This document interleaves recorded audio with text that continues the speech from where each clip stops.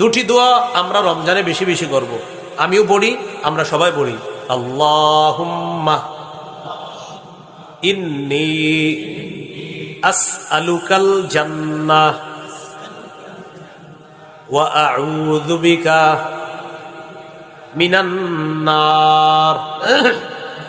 আল্লাহুম্মা ইন্নী আসআলুকাল জান্নাহ ওয়া আউযু বিকা মিনান নার। যদি আরবিটা অনেকের মুখস্থ না থাকে বাংলায় বলবেন, হে আল্লাহ, আমি আপনার কাছে জান্নাত চাই, জাহান্নাম থেকে পানা চাই। এই দুটি দোয়া বেশি করতে পারবো তো ইনশাআল্লাহ? قال رسول الله صلى الله عليه وسلم ولله عتقاء من النار وذلك في كل ليلة।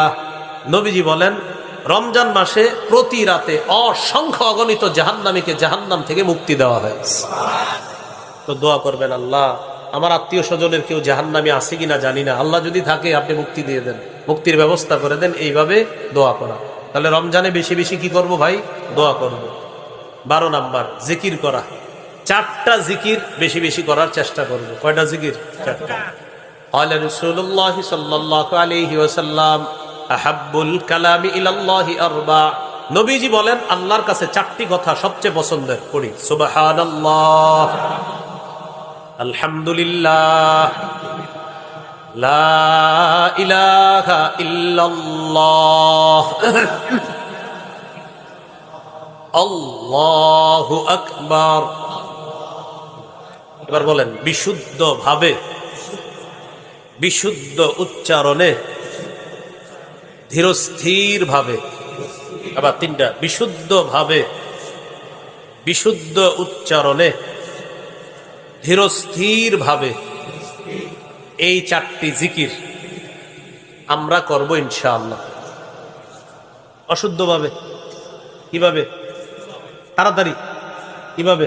ধীরস্থির ভাবে। আপনি ধীরস্থির ভাবে সুবহানাল্লাহ, আলহামদুলিল্লাহ, লা ইলাহা ইল্লাল্লাহ, আল্লাহু আকবার। দেখেন, রমজানে এই রাত্রে 1টা 2টা বাজে উঠা বিবিরেও জানানো দরকার নাই, কাউরে জানায় না। একা একা উঠা বসে বসে একটু এইভাবে আস্তে আস্তে বিশুদ্ধভাবে জিকির করেন, কি মজা যে লাগবে এটা কাউরে বুঝাতে পারবে। একা একা জিকির করেন। ইমাম সাহেব, মুয়াজ্জিন সাহেব, হযরত যারা আছে, আপনারাও কাউরে বলা দরকার নেই।